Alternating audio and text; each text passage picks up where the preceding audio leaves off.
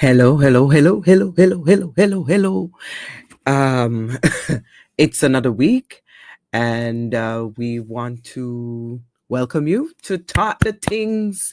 For those who don't know, Taught the Tings is, I think I used to do just as a vlog, but I am extending it because I want to go deeper into some of the topics that we will discuss. And boy, do we have some stuff to go over. So let me tell you what's going to happen on today's show so that you are oriented and know, don't tune out. You know what's coming. So first thing, we're going to recap some information related to Hurricane Melissa recovery and the efforts that are happening. Just some things I want to highlight. I think, almost every week I'll be doing some kind of recap as it relates to Hurricane Melissa and the efforts in Jamaica in particular. Also, the main topic today is going to be related to are we headed to a war? The US versus Venezuela. And then under the culture bit of the work that we do here, we're going to be recapping the Sean Combs The Reckoning documentary. So welcome everybody. We're going to get started.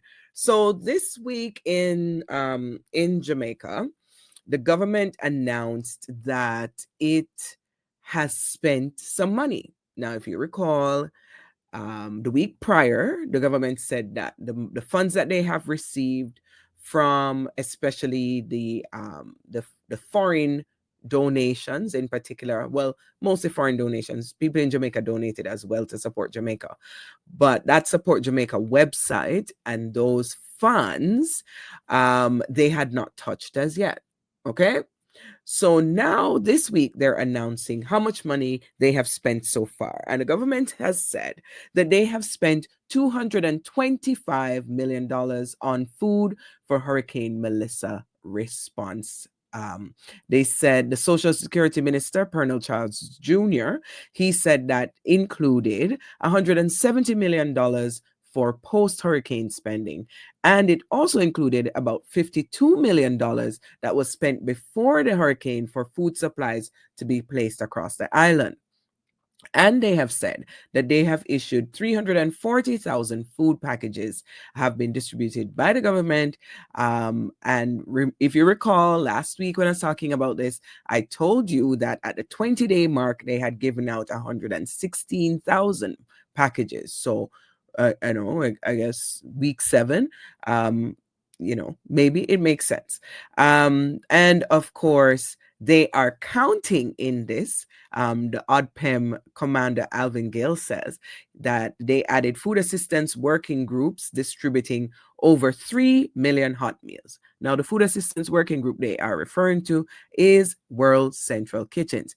Now, to my knowledge, World Central Kitchen is an entity separate from the government. So it is very interesting to me that the government of Jamaica keeps including them in their numbers. They either list them as a partner or they list them as some working group.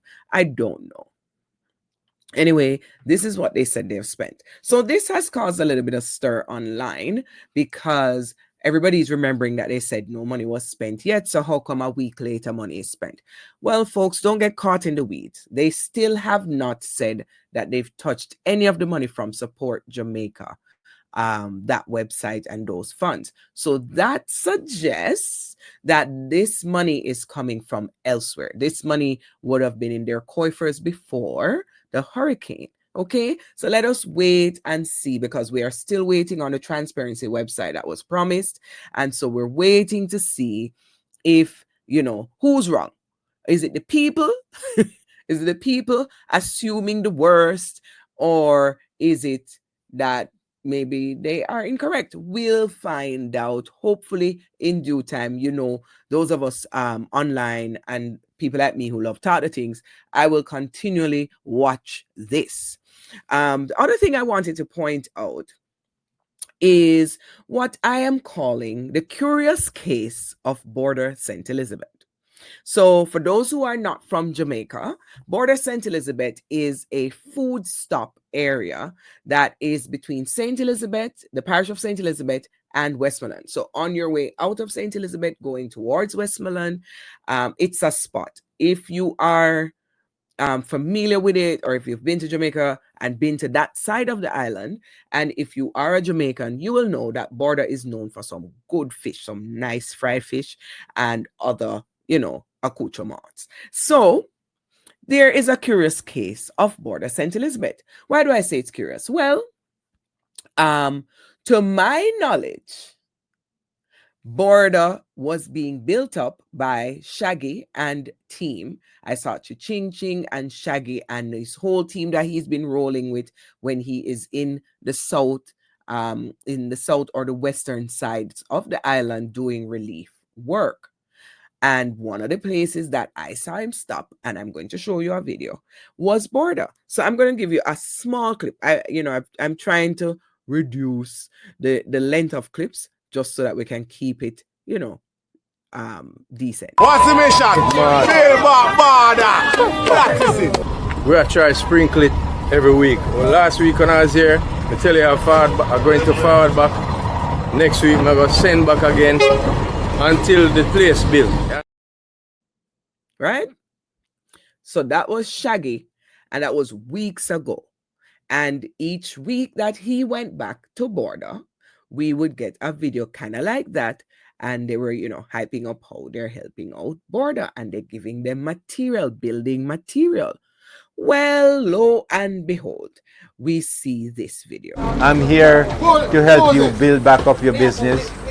As we want to make sure we put back the community together as quickly as possible. Yeah, we appreciate that. Come and we see the stores. They are right between St. Elizabeth and Westmoreland. This is where, from me, remember myself, you can get fish to buy here and we eat a lot of fish and bami. All the stores are gone.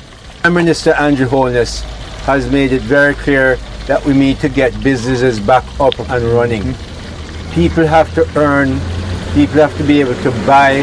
But what we're going to do, Colin, our engineer, is build back the stores for you. You've made it clear that you don't want any generator or even solar light now, because at the end of the day you pack up early and go. You want to make sure things are settled by eyes from White House and you have it. Our job now, Colin, is to make sure we return the stores. Sure. That the things are done orderly. When we put up this stuff, everything will be labeled. It will be nicer than before the storm came, and it will be restored by the Ministry of Industry, Investment and Commerce. That will be there. Your names will be there. Colin and his team from JBDC will do all of that. Jampro is involved in this. We're going to make sure it's nice for you. Cooliman asked for a little eating place in the middle. So Colin, right, when you design it, you put a place there. We're going to give you not one, but 2 or 3, maybe even 4 community kitchens where you all can use. But your bathrooms are up there. You had 1 up there or 2. We're going to put 3 or 4 up there so that there are conveniences for people who buy from you and for you who work here.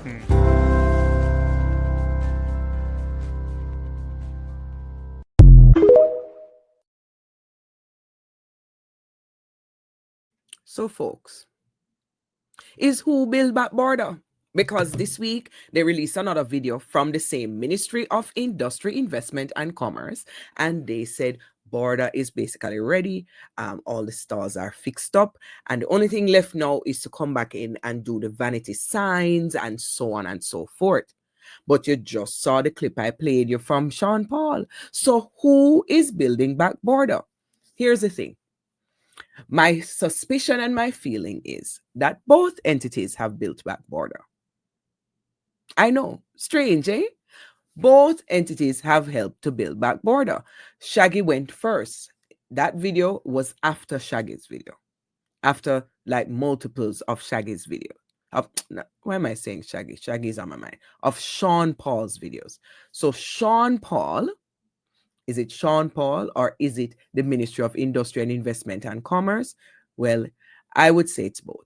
Because weeks before that video, Sean Paul and Ching Ching were down there, like saying, Border. There's a lengthier version of their videos talking about what Border means when they are driving to deliver help in Westmoreland and other places and going through border, how it represents hope. So they're like, we're going to help you with your homes and stuff, but the material we're giving you here, put it towards rebuilding the stalls in particular, because it gives hope. It gives hope. He said he feels so down when he is driving through that area to go and do relief work and seeing the state of border. And he said, okay, here I'm giving you guys materials, and I'll come back each week and help with the build-up of border. And then we see the Ministry of Industry and Investment and Commerce. Them seem to have a great plan, and them have follow-up video as well. So who did what? I would say it's both. I don't expect that them throw away Sean Paul's materials, right? I don't expect that they were tossed away, because Sean Paul and them passed through to check on the effort. So it's both. But how is it both? Ladies and gentlemen, this brings me to my thought, the things on this. This is one of many instances that proves to me that there was no real coordinated relief efforts in the island. I mean, I've been trying to give benefit of the doubt over and over as it relates to the efforts around recovery and relief. And remember, last episode, I went through what are some of the steps that should be taken going into preparing for a disaster. And I can tell you that there is no real coordinated effort. It is why two entities can stake claim to the buildup of a space. Now, let me tell you something. I guarantee you, Sean Paul is not going to be arguing about this. Sean Paul may even do a clarifying video to say, yes, maybe I started and the government finished it. Whatever the case may be. But here is my concern. Without a coordinated effort, things get lost in the melee.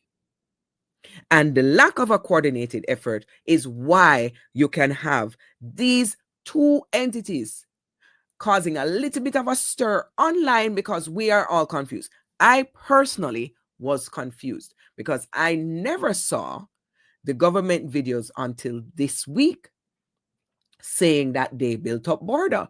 And I was like, okay, I know AI.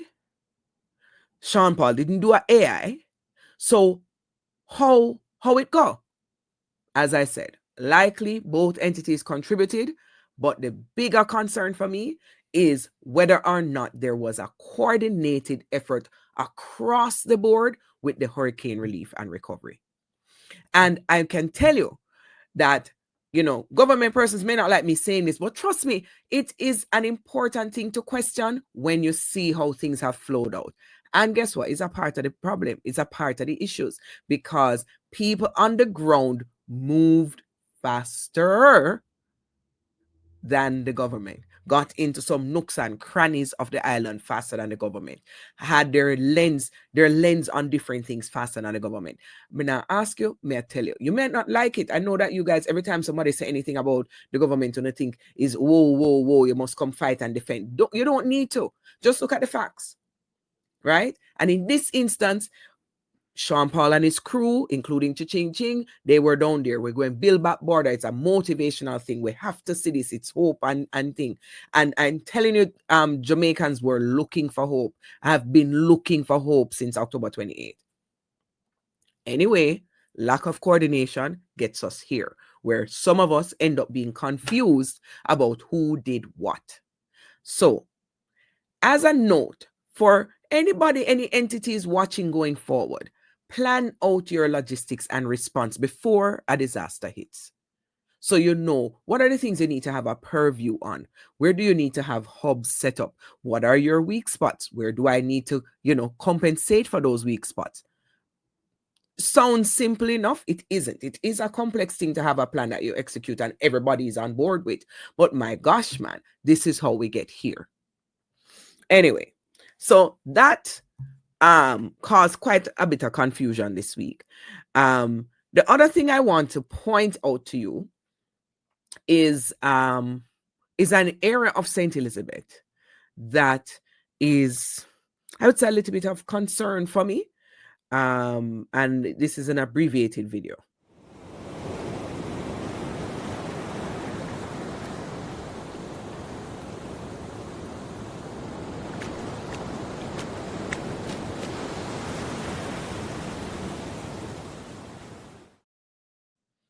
You see that? That was a road. That was recorded December 11. I made sure to look it up. December 11, that was a recording of Parotee. Last episode, I was telling you about a place where I see people wading through water daily wading through water, no road. That is Parotee St. Elizabeth. Now, the hurricane was October 28, and that was December 11.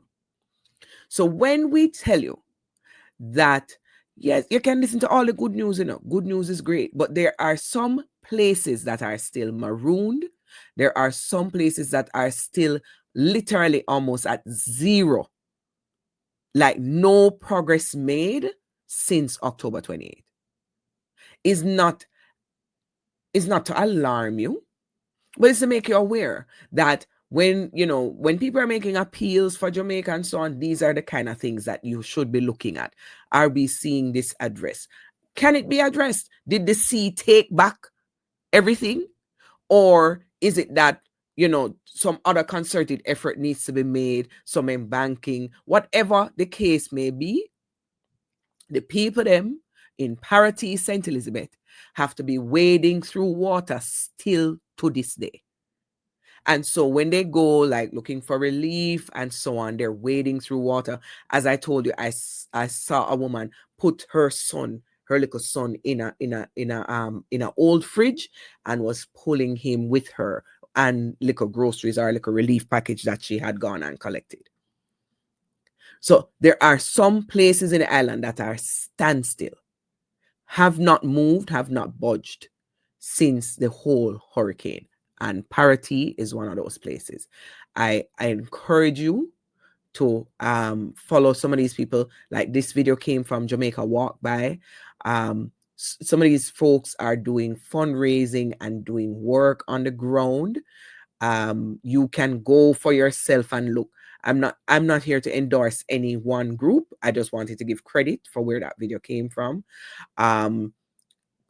Just go and look for yourself what they're doing, what are the needs that still remain at point zero, at ground zero level.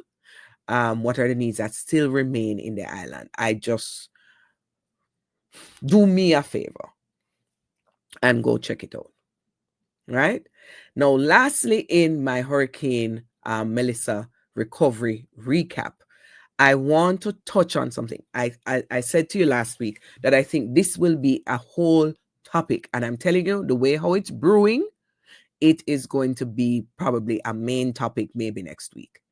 The folks at Petersfield High School that has been used as a shelter since the hurricane have been told to exit the premises by the end of December. The estimates are that there are about 160 persons occupying that school. The government said they would like the school to return to uses as a school, and that those who don't have anywhere to go, they will put them in temporary spaces. And these temporary spaces will be built by the JDF, likely tents, likely on a field, as kind of like a ball ground soccer field, has been identified for where these encampments will be set up as they move them out of the shelter into new dwelling. This has caused a stir. The Petersfield people especially have been in the news, not in the news, well, in the news and also on social media because, there have been some celebrity efforts around it. Donisha Prendergast, who is, Bob Marley's granddaughter, Savannah, a bunch of creatives and some medical professionals and so on. They have been functioning with kind of bringing attention to the needs there and trying to help some people transition and so on. So this has caused some stir. You know, a lot of us think that this is like a canary in the mine situation. How Petersfield is handled will say a lot about how we handle those who have been literally beaten by Hurricane Melissa, the Cat 5, right? So I want to show you a clip because this comes back to my report card last week on how I think there are just some missteps, you know, bad grade, failing grade all around. Look at this. Look at this clip. And all because the fact that they are now required to leave the school. Government is making provisions for them. Some are willing to go, some don't want to go. And I'm going to say this now. We are not going to compromise any of the 4 positions that was made to them on Wednesday. And if they want to be difficult, I can be difficult too, and I'm going to be difficult. It is unacceptable. It is totally unacceptable. And I'm going to urge them. I hear that some are saying they will block road and they will this. I am not afraid of roadblocks. I'm going to appeal again to their conscience. Let good sense prevail on this matter. The government announced that shelter residents requiring building material and other items will be facilitated, but those who are not in a position to rebuild will be relocated to a temporary facility being erected by the JDF.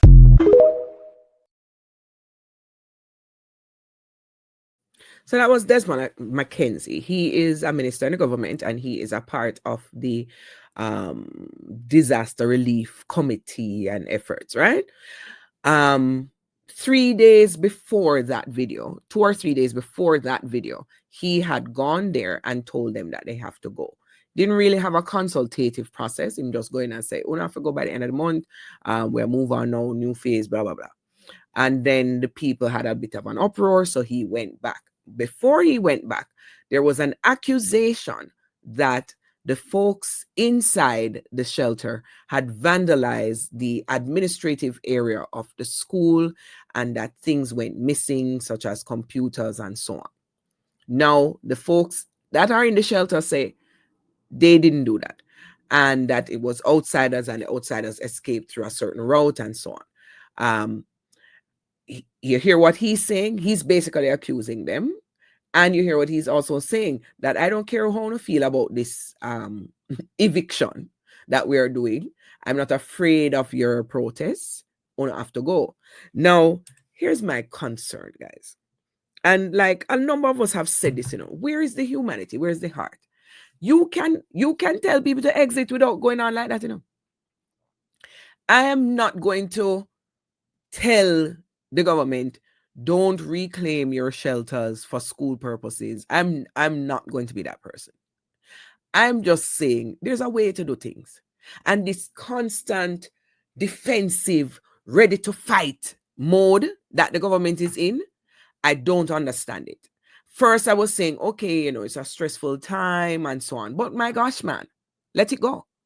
Let it go. Like every pan knock you off a knock, just convey information carefully. Remember that you are still in leadership in the country. Some of you have very poor leadership skills, but may I beg you, just handle it with a little bit more, I don't know, class, temperament, good temperament, something like this. Like we're ready for the unnecessary, because if somebody does anything illegal, you have the armed forces. So all of this, like I'm a bad man and I go and bad you up thing, it's not cute, it's unprofessional, and it don't bode well for the efforts that you guys say you are doing.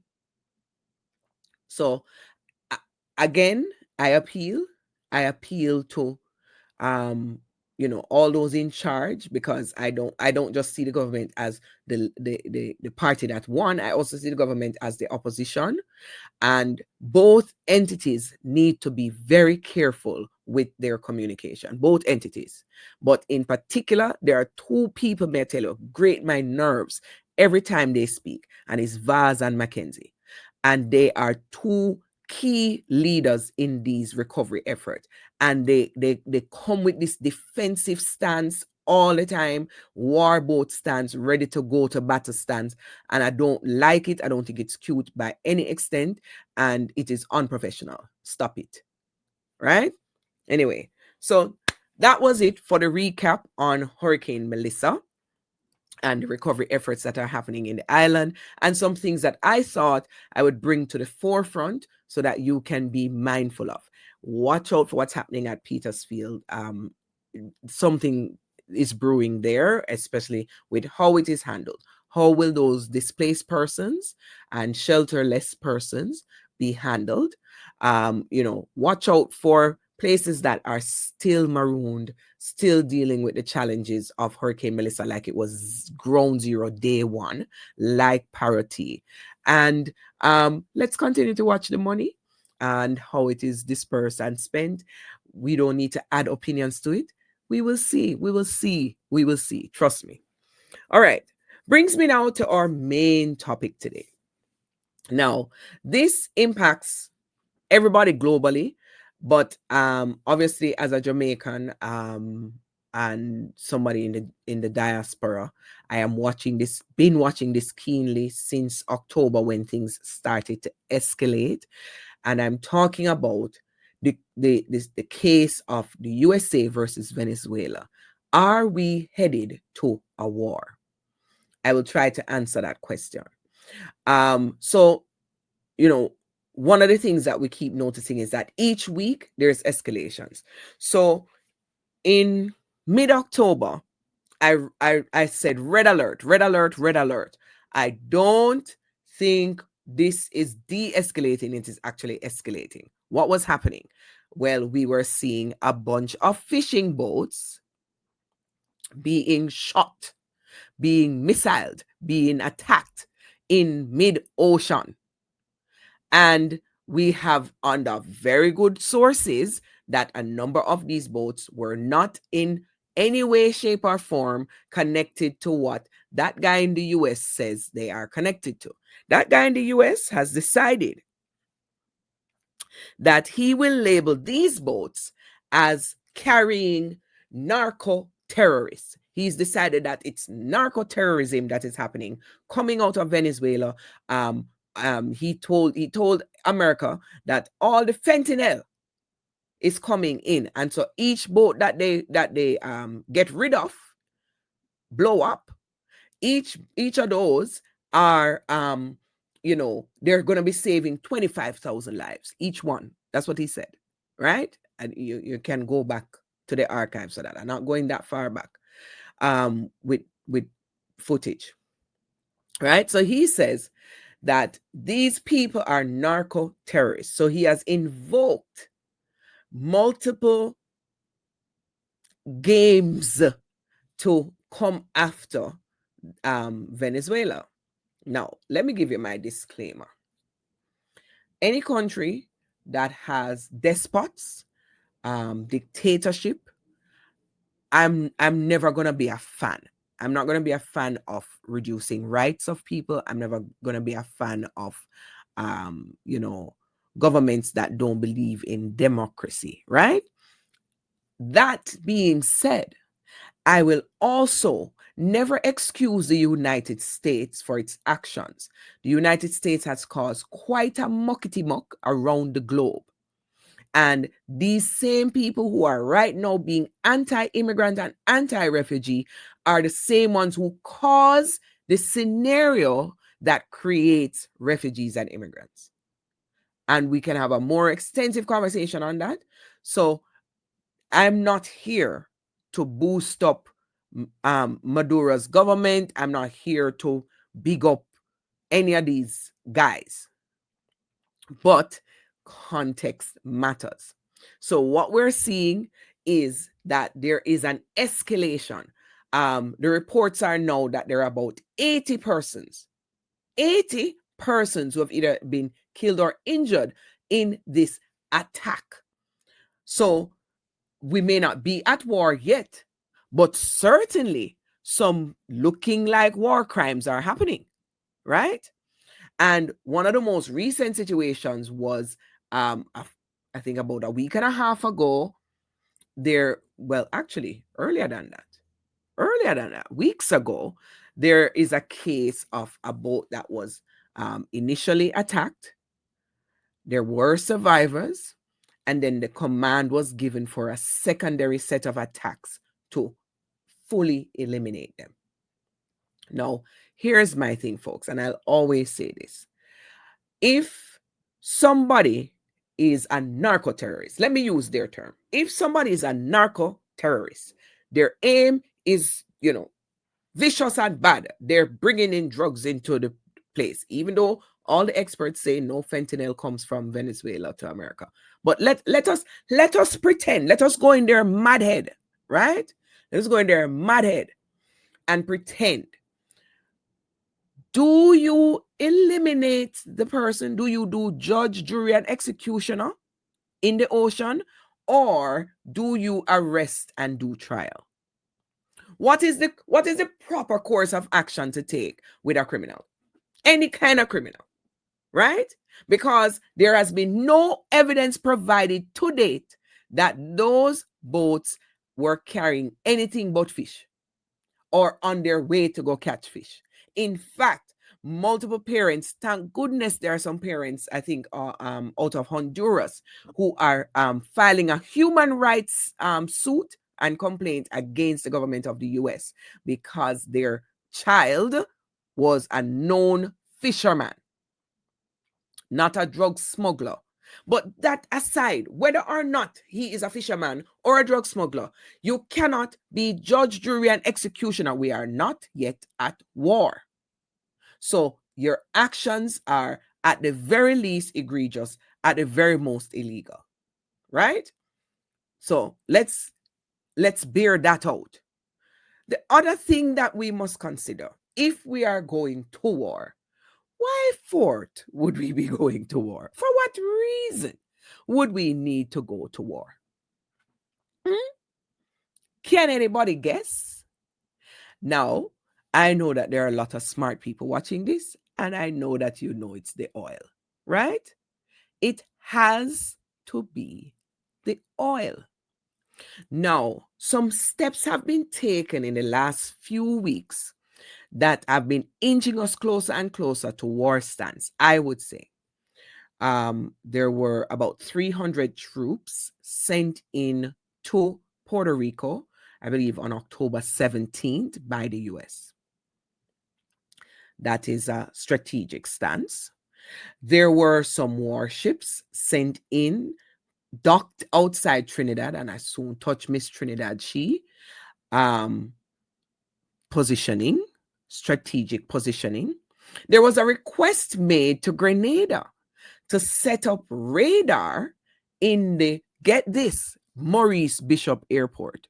Now, anybody who knows global politics and anybody who knows Caribbean politics will know the egregious nature of going to the government of Grenada and asking them if you can set up your US radar so that you can position yourself to attack Venezuela. Anybody who know anything about Maurice Bishop and know about his assassination know that it shows you the level that we have reached in this geopolitical stance where there is not even any care. there's no qualms. They don't even realize that that is highly triggering for Grenadians because Uno kill Maurice, right? Cool. All right. So I hinted at it. It's the oil, it's the oil, it's the oil, right? Let me play for you something to give us a little bit of context. This is Mia Motley, of course. You know, she's head of Barbados. I want you to hear this. This was recorded actually before the Hurricane Melissa hit Jamaica. So just for context, this was earlier in October, round about the same October 17, 18 there. Listen to this. If ever we needed a reminder of how unstable and how dangerous this world that we live in is, and how vulnerable our Caribbean region is, it is now with us, facing a multiplicity of threats. We don't need to look any further than the menacing vessels, military vessels from the United States across the Caribbean Sea, including what is reputed to be the world's largest warship. These are not times of pirates anymore. This is 2025, and we have cause to be duly concerned. Because even as that is happening, one of the most dangerous hurricanes for the 2025 Atlantic season is bearing down on our brothers and sisters in the Northern Caribbean. Melissa. We are facing, my friends, an extremely dangerous and untenable situation in Southern Caribbean. And as a people with a tragic history of being subjected to centuries of big power orchestrated, and as a small state, we have invested tremendous time and energy and effort in establishing and maintaining our region as a zone of peace. Peace is critical to all that we do in this region. And now that peace is being threatened, we have to speak up.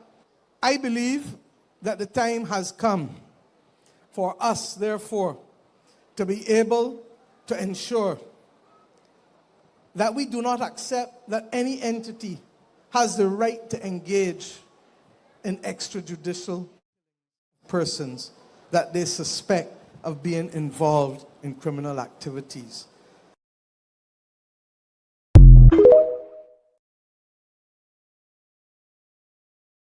You hear that?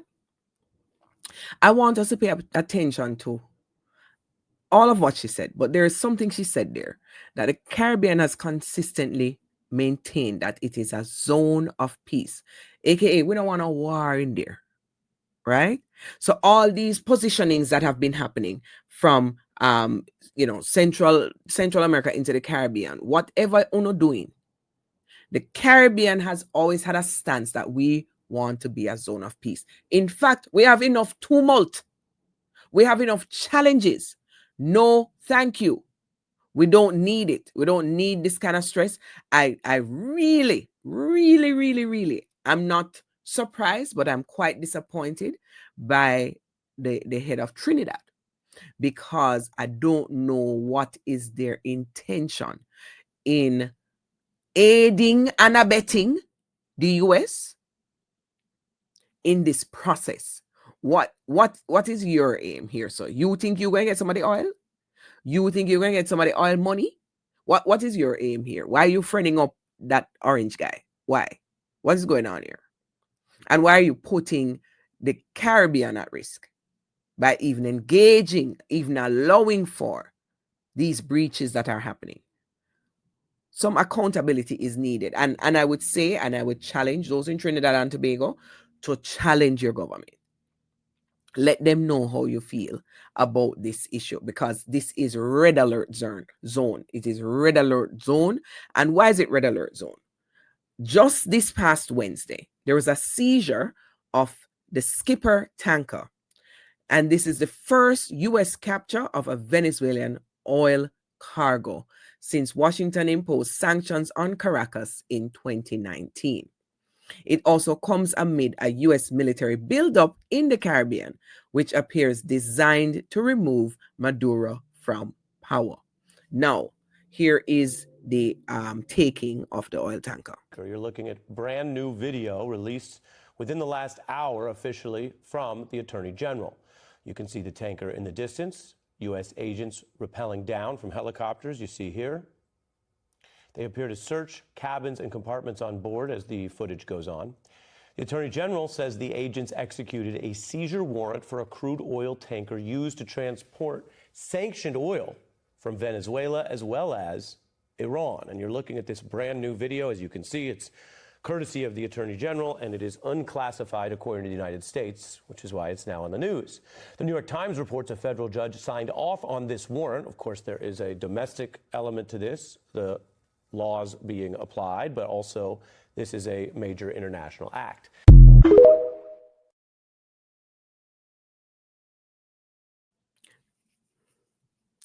You hear what they said it was carrying? Crude oil.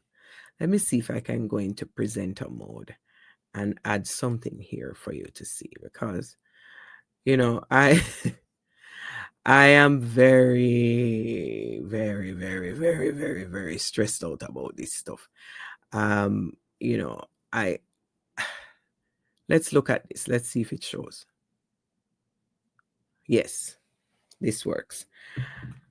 Ladies and gentlemen, let us talk a little bit about oil. Here we have a map. The source of this is the U.S. Energy Information Administration, International Energy Statistics, right? That's the source. Countries with the largest oil reserves, that is known oil reserves. At the top of the list is Venezuela with 303, I think this is billion barrels worth. Under them is Saudi Arabia. Under them is Iran. Under them is Canada. Don't count out Canada where I'm sitting. Iraq, UAE, Kuwait, Russia, United States, and Libya.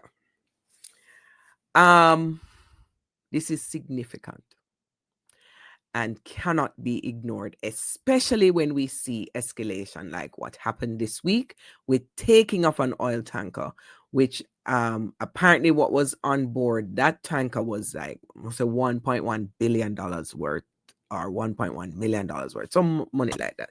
That is the least of my worries. The bigger conversation is, how did we get here? So quick history recap. Hugo Chavez, who was before Maduro, he everybody will know, notoriously kicked out Esso and others. He pushed ExxonMobil, which is Esso, out of Venezuela as part of a major oil industry nationalization, demanding foreign firms accept state majority controls, that is 83% in Orinoco heavy oil projects. These terms Exxon refused and led to their exit in 2007.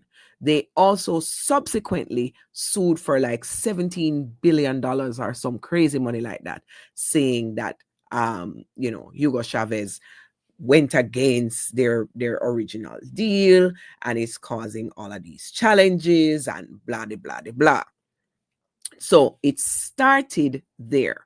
So what was happening in Venezuela? They were noticing that they weren't making as much money, and oil prices were up, but they weren't gaining from the relationship that they had with these thieves.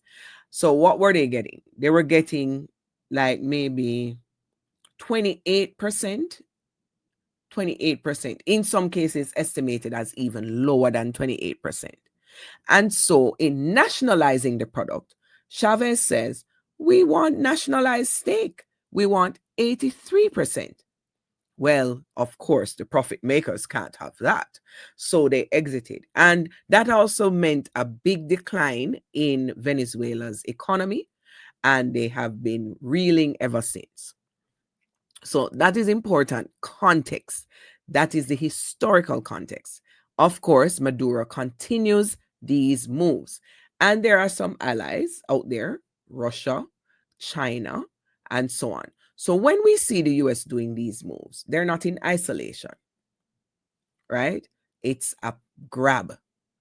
And let me further explain why there is a grab. So America has been importing 70% of its crude oil. And that is to allow their refineries to keep going. That import is getting more and more expensive because America may have oil, but crude oil, the best description for it is tar, the really thick stuff, the real stuff, that they have less in reserve. They have like a clearer oil in reserve, like people call it the shell oil.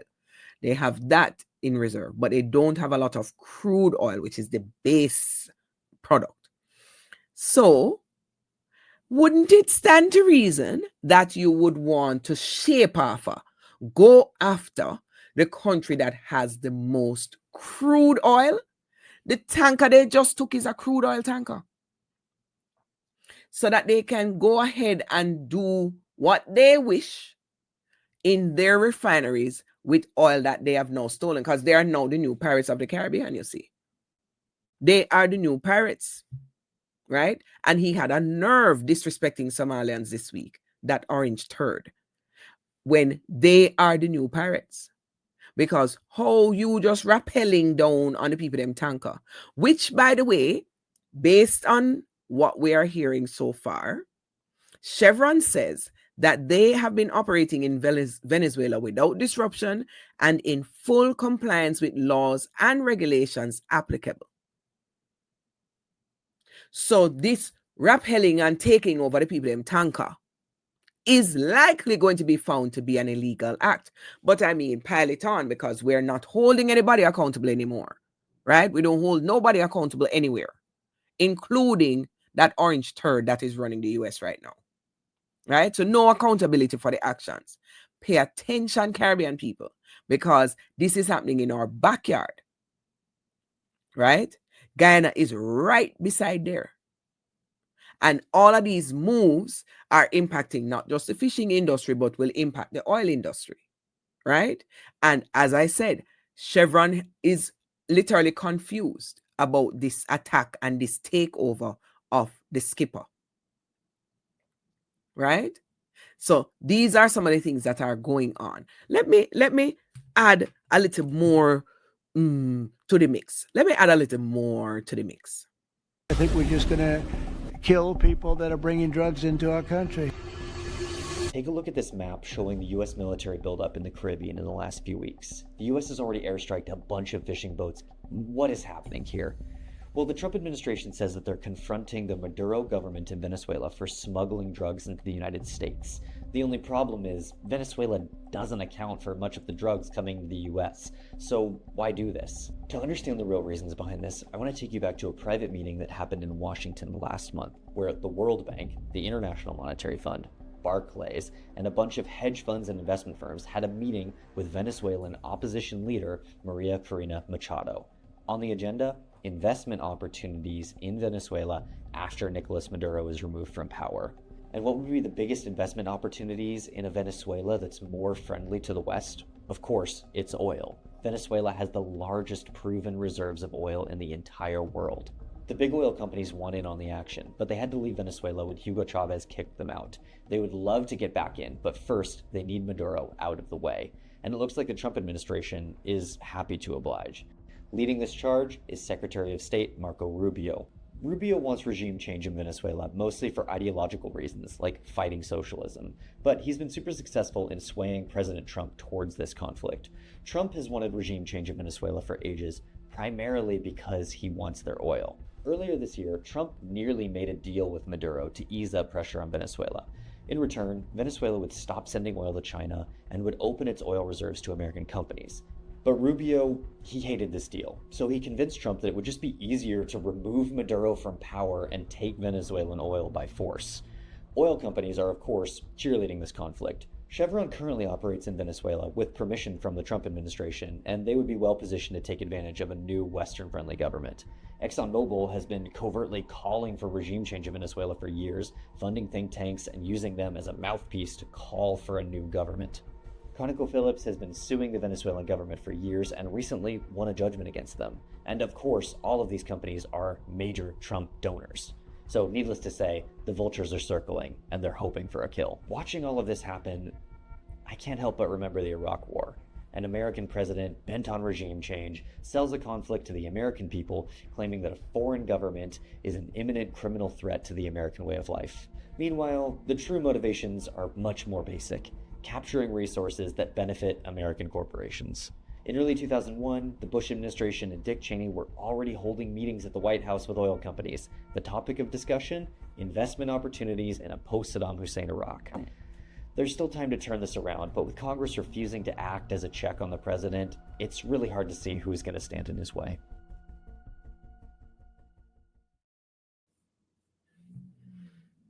So many points here. Congress.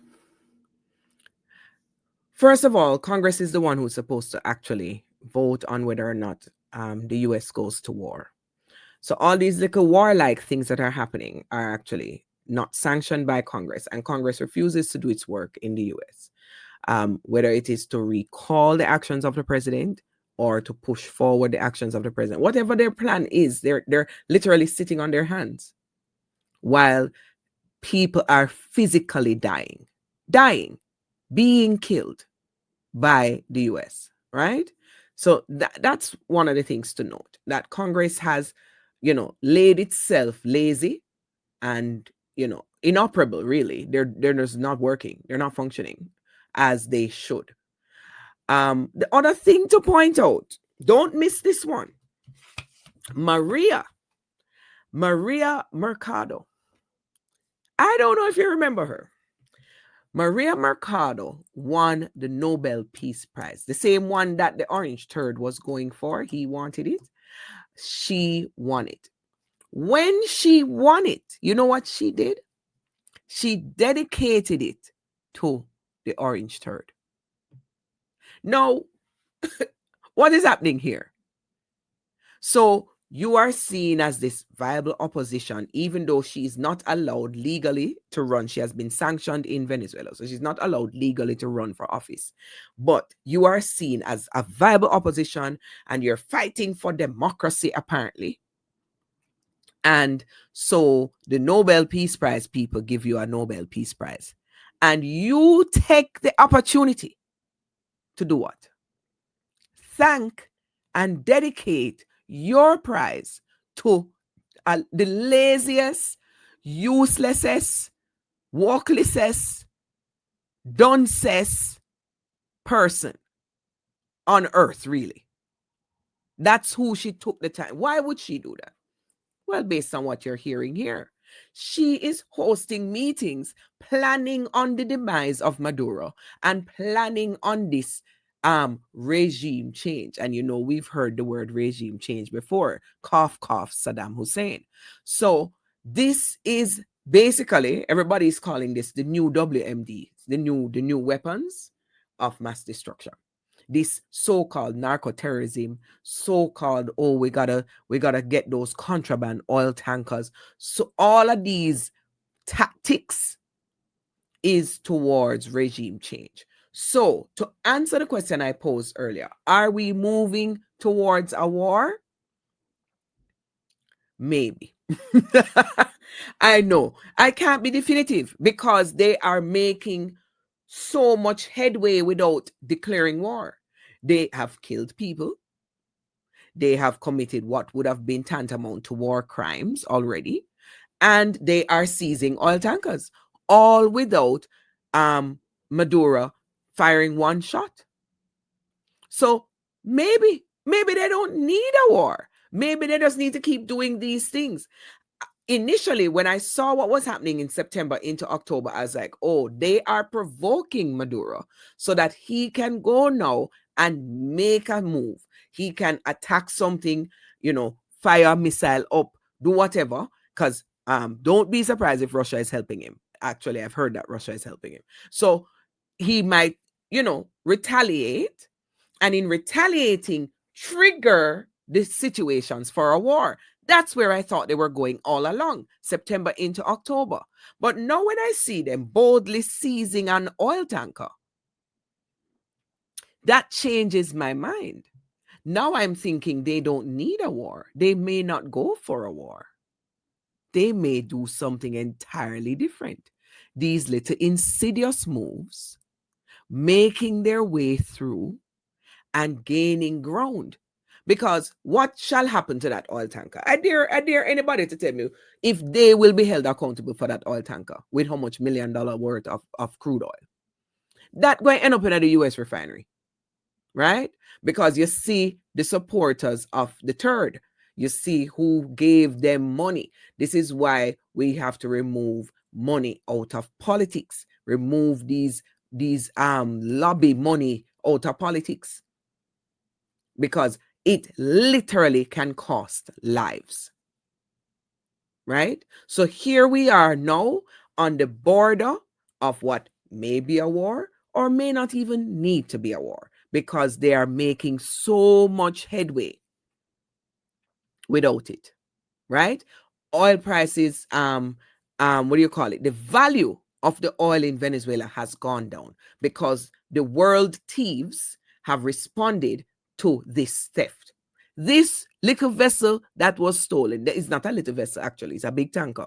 That tanker that was stolen by the pirates, the new pirates of the Caribbean Sea, that tanker triggered another impact in the market and has devalued the oil coming out of Venezuela. Listen, folks, if we don't understand capitalism and white supremacy, we don't understand nothing, you know. If we don't understand how these things work, we're learning nothing. Trust me.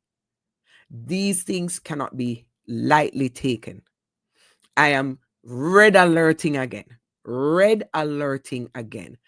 Those who have power and influence with your governments, I beg of you, say something, do something, because, you know, this is not to defend Maduro's government.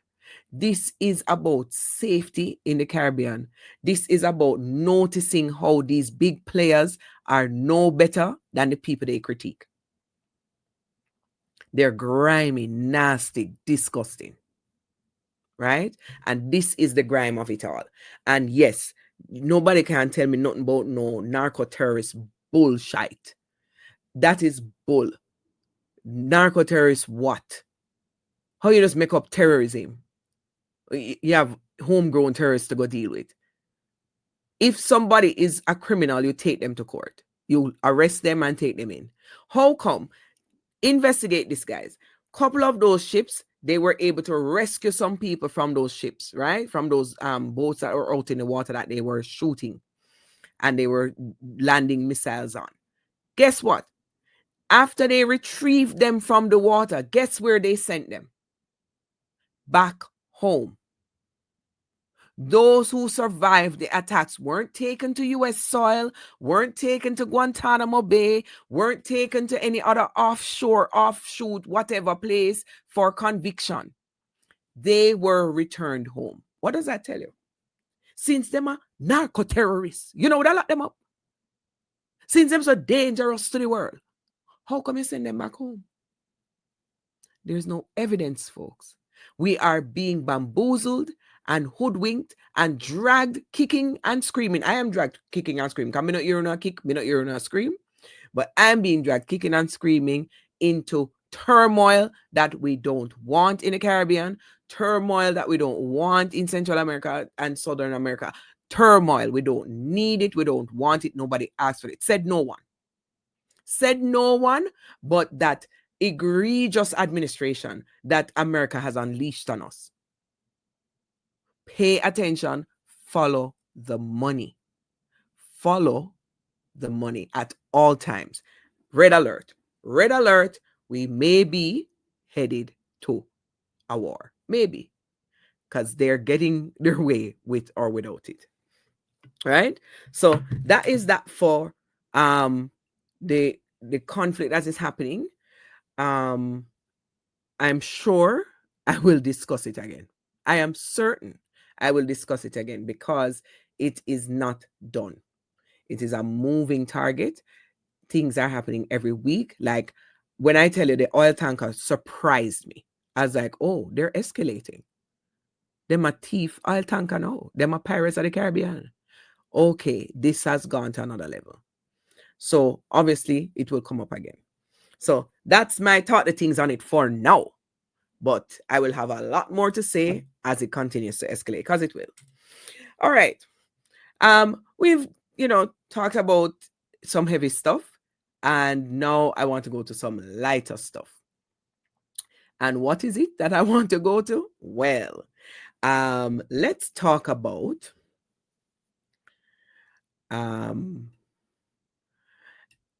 the big documentary. Let me add it to the pile here. We're talking about the Sean Combs The Reckoning.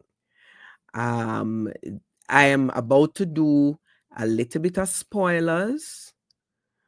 Let me switch this. I'm about to do a little bit of spoilers.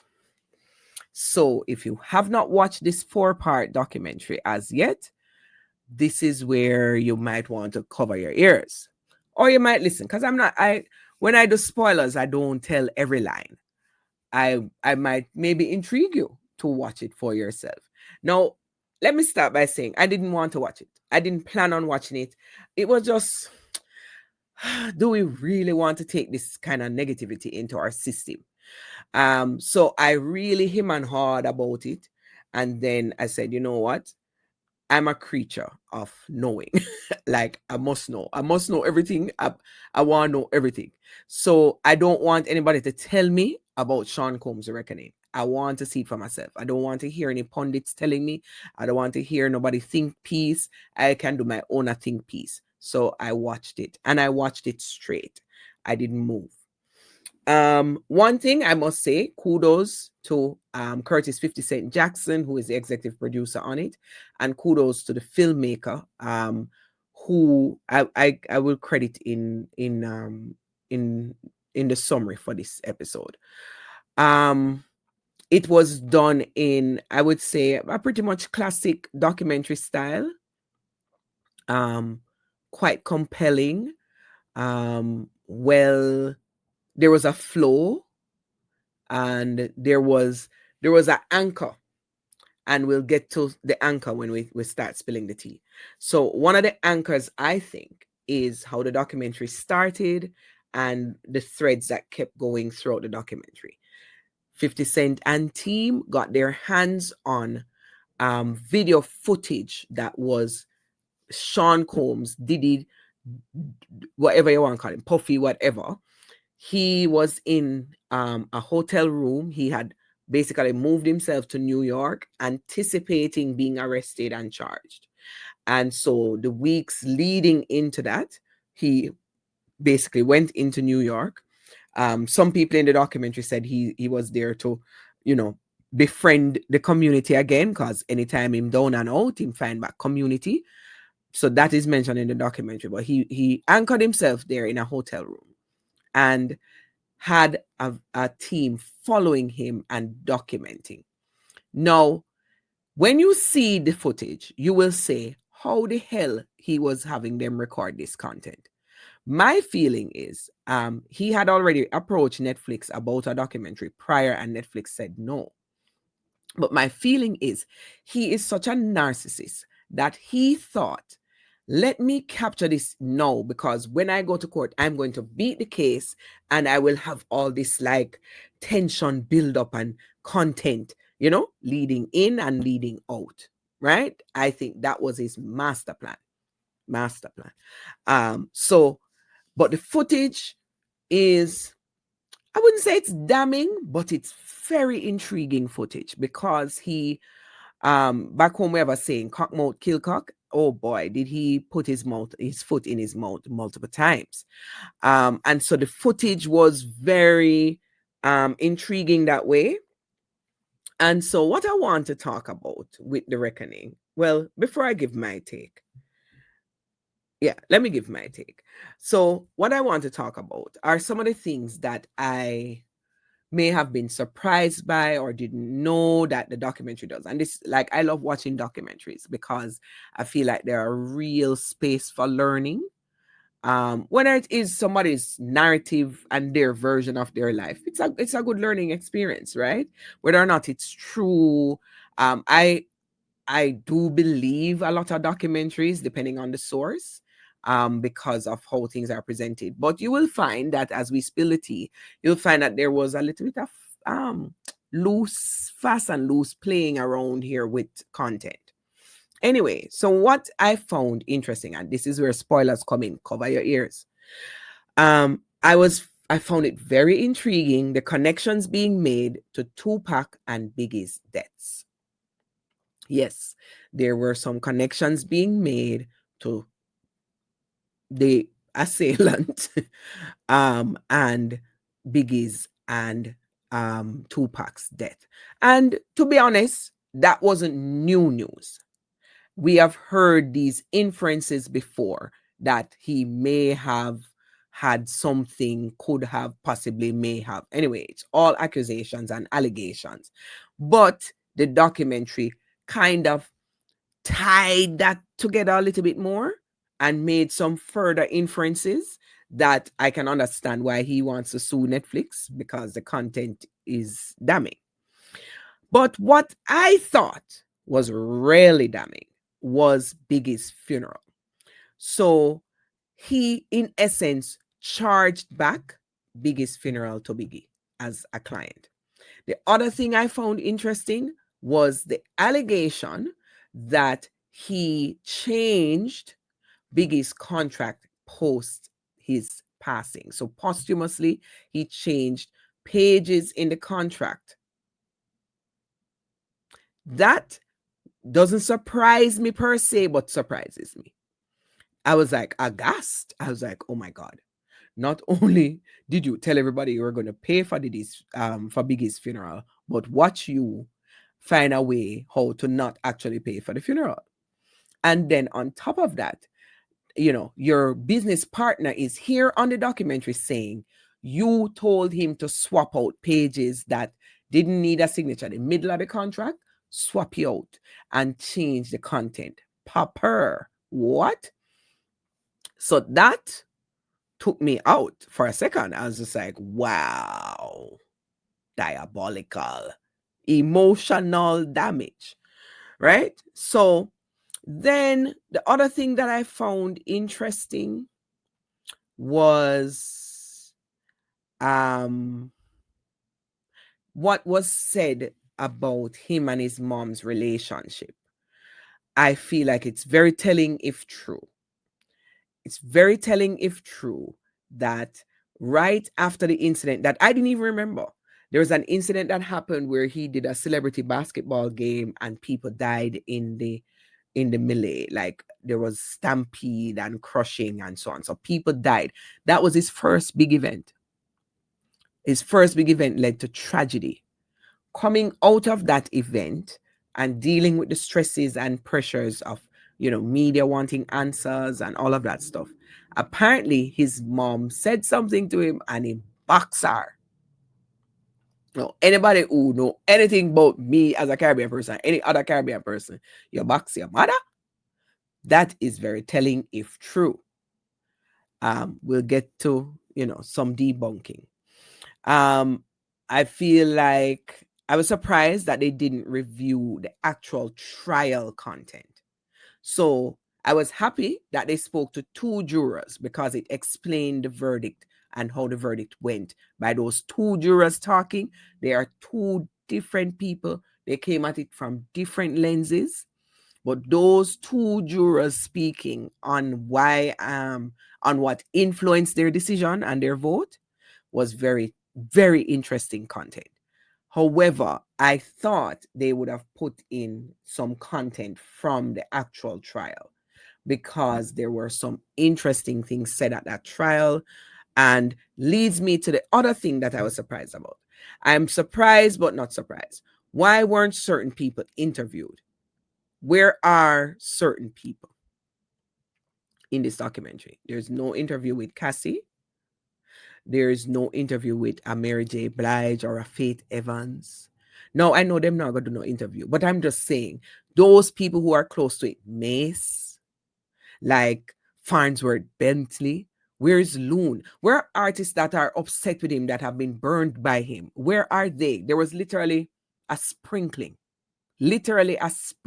of those types of persons in this documentary. And I feel like when you finish watching the documentary, the four episodes later, you come away with, I still have questions. You come away with, so why they didn't follow up on this? Why they didn't talk to this person? And it's 4 episodes. So can you imagine? They could have kept going. And so I found that interesting. I would say Trouble followed this manner from the from the celebrity basketball game right through the course of his life. And that's the tone that the documentary took, was basically the arc of him. The arc of him from young boy in high school to now, where he's sitting behind bars. That arc is very interesting. And I can tell you, say, trouble follow this every day. It was also intriguing to me to watch with new lens, new eyes, his tribute to Biggie after Biggie died. His tribute on the award show when he came out dancing and Sting was singing I'll be missing you. That dance was inappropriate. No, in hindsight, I think the day I watched it, I think we were also caught up, as a Jamaican, so we love Biggie because Biggie mother Jamaican and so on. So we were all caught up in the loss of Biggie Smalls. We were caught up with the loss of the notorious B.I.G. That when we saw the tribute, we were just happy that there was a tribute.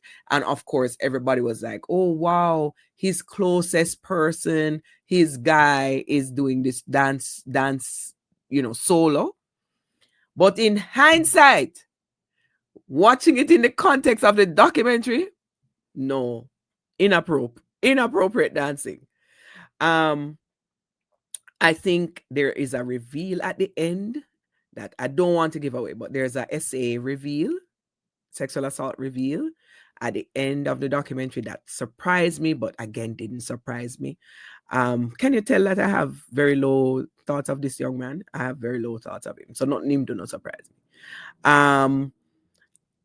Two other things I wanted to point out. I found the multiple scenes where his sons were present, Justin and Christian were present at the hotel in those clips.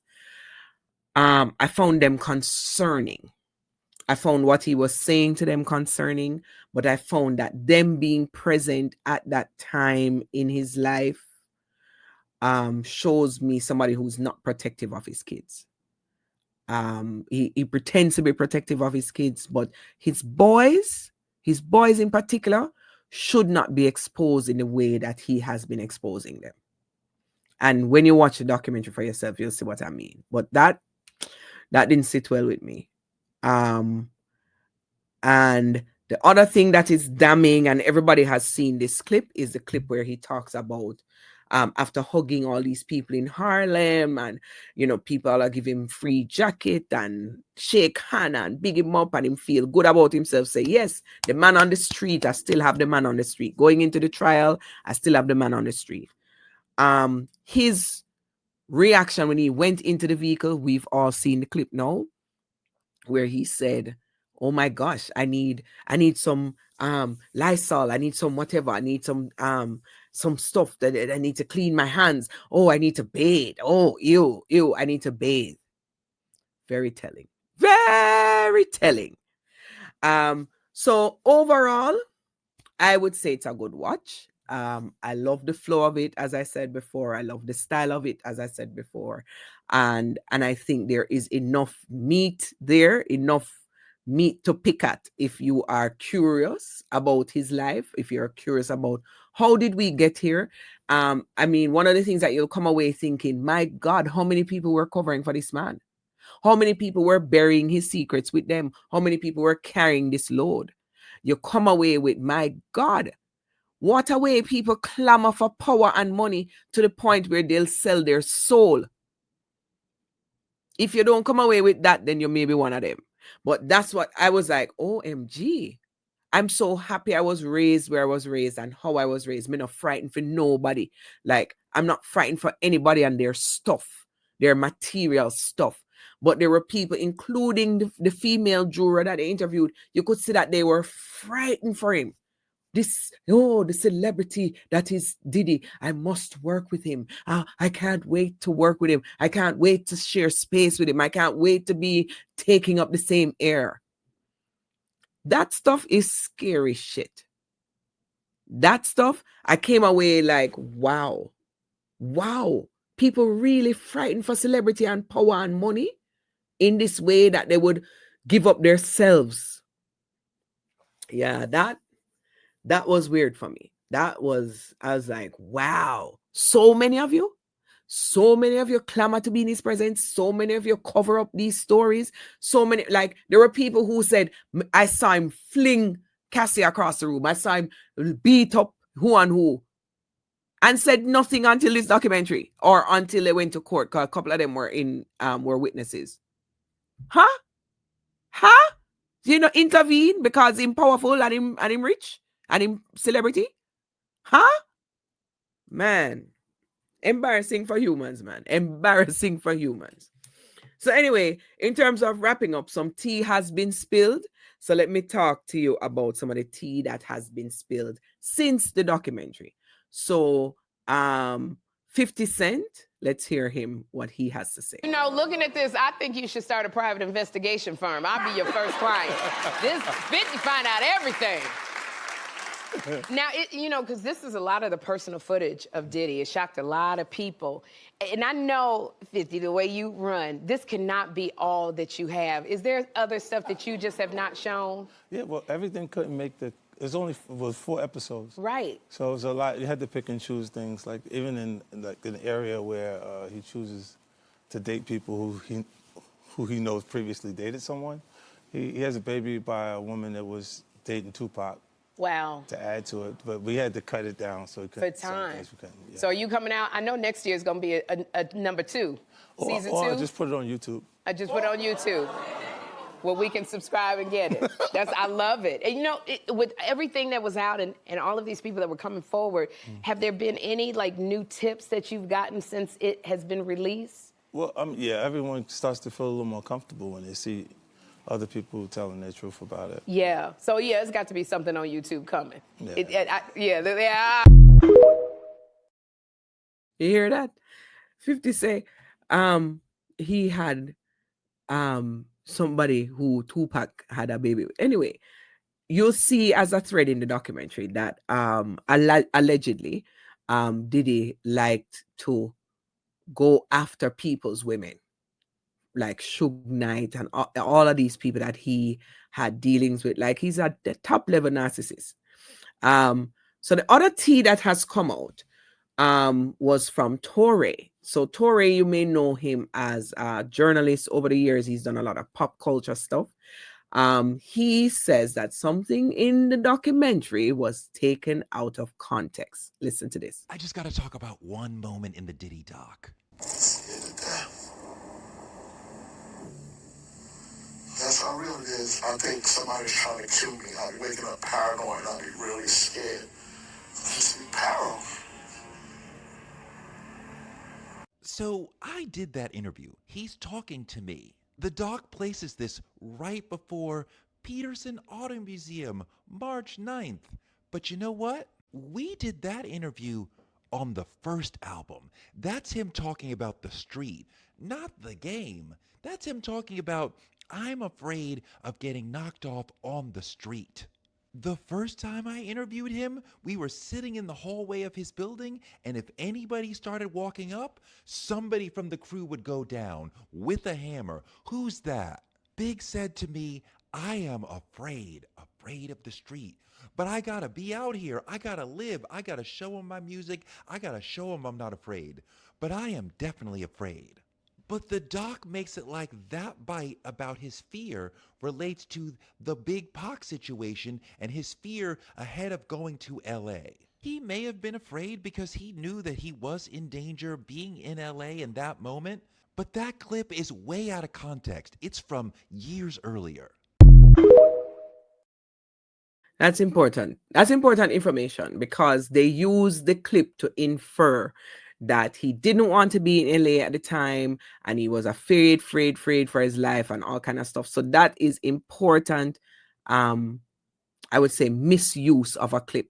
And I'm only adding to amplify Torre's video because I feel like it's important to know. Yes, the documentary was not perfect. And yes, that using that clip to infer that he was afraid to go to LA was an unnecessary misuse of the clip.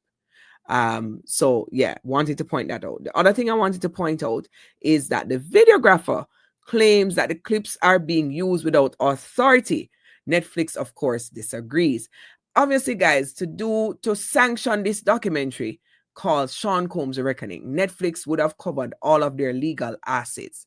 So I don't think that this documentary, the videographer whose clips are all up and through this documentary will have a foot to stand on. I'm sure Netflix has covered themselves. But it's interesting to hear post the documentary that he is now speaking out and saying the clips were used without authority and blah blah blah. Word on the street is that the guy who filmed it did not get paid and then pay him for the stuff. If you don't own the rights to it, I bet you they had no signed contract yet. Or if they did, whatever was there it wasn't in breach, or otherwise these clips would not end up in this documentary. I can guarantee you. So anyway, so that was interesting. And then lastly, what was interesting, post-documentary, Janice Combs, which is his mom, has said that she was not slapped. She denies that he slapped her. So I don't know. There you have it, folks. I don't know what you think. But I recommend that you watch it if you like documentaries. I recommend that you watch it if you like hip-hop culture. If you like, if you were intrigued by him, you should watch it. I was never a fan of his. In fact, I can't show you where I've bought his music ever. Not even the tribute to Biggie with Faith Evans, and I like Faith Evans. I never bought that song. No, I don't own it. I didn't even download it on Napster or LimeWire or anything. I followed him a little bit more closely when he changed his name to Love, because I thought, wow, this is so intriguing. This guy's grandiose his idea of himself is so big that now he's going to name himself Love. So he no longer Diddy, no longer Puff Daddy, no longer Puff whatever. He named himself Love. So in that period, I did follow him more closely to see what he was putting on, because he claimed he was in his positivity era and he's putting out positive messaging. So I was watching that era of his life, and then lo and behold, here we have a trial and he's sitting behind bars right now. I'm not going to know long time, guys. I really don't think he will, but it's interesting nonetheless. So as far as The Reckoning goes, I say it's a good watch. So feel free to watch it. And lastly, I want to leave you with something light and amusing. This is the kind of carrying on that I enjoy. Watch this.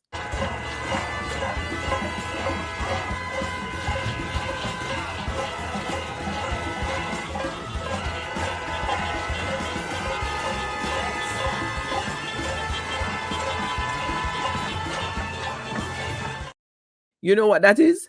So some protesters in Minnesota found out the hotel that ICE agents were staying in, and they did a whole heap of carrying on outside the hotel. That's my kind of carrying on. I love it. Those are the kind of protests I love.